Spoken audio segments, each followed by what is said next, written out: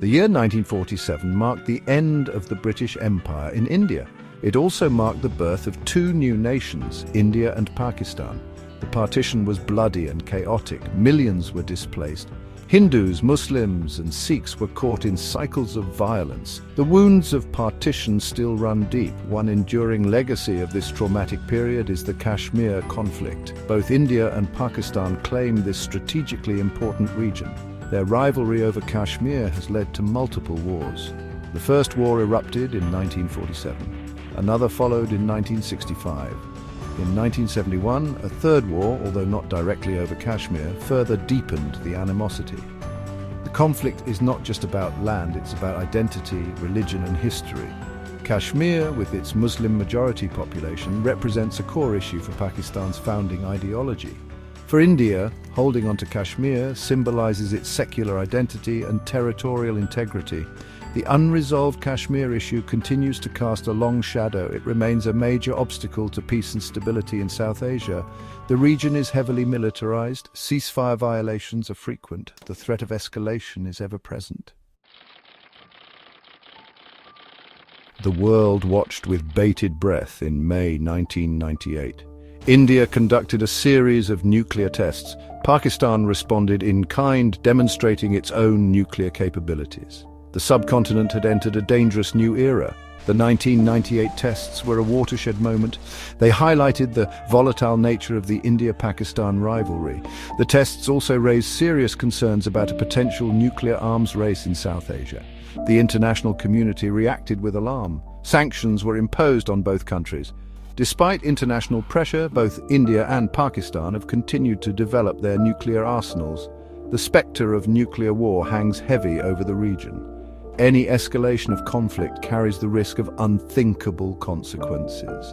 The nuclear tests of 1998 were not just about military might, they were also about national pride and a desire for recognition on the world stage.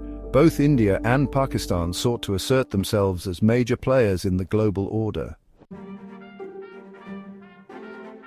The India-Pakistan relationship is fraught with historical baggage. Centuries of shared history are intertwined with periods of conflict and mistrust. The two nations share cultural and linguistic ties, yet their differences often overshadow their commonalities. Religion is a major fault line. The partition of India was drawn largely along religious lines. This has led to enduring religious tensions. Extremist groups on both sides exploit these tensions for their own agendas. The legacy of colonialism also casts a long shadow.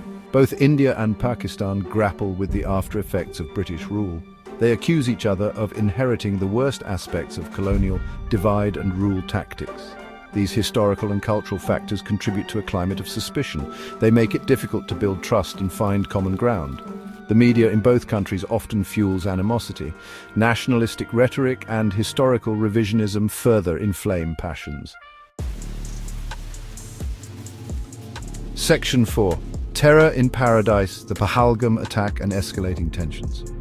The idyllic peace of Pehelgam, a popular tourist destination in Indian-administered Kashmir, was shattered on May 9, 2025. A horrific terrorist attack claimed the lives of 26 people. Among the victims were 25 tourists, enjoying the natural beauty of the Baisaran Valley.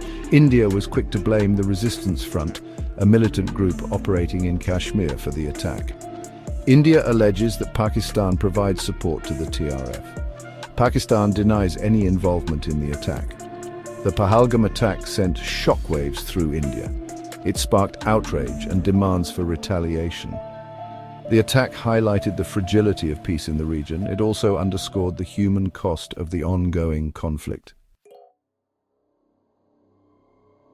Section 5, a World on Edge international response and the uncertain future. The international community condemned the Pehelgam attack. World leaders called for restraint and de-escalation.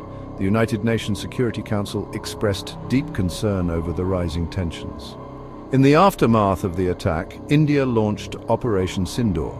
Indian Air Force jets carried out airstrikes against 9 alleged terrorist camps in Pakistan-administered Kashmir.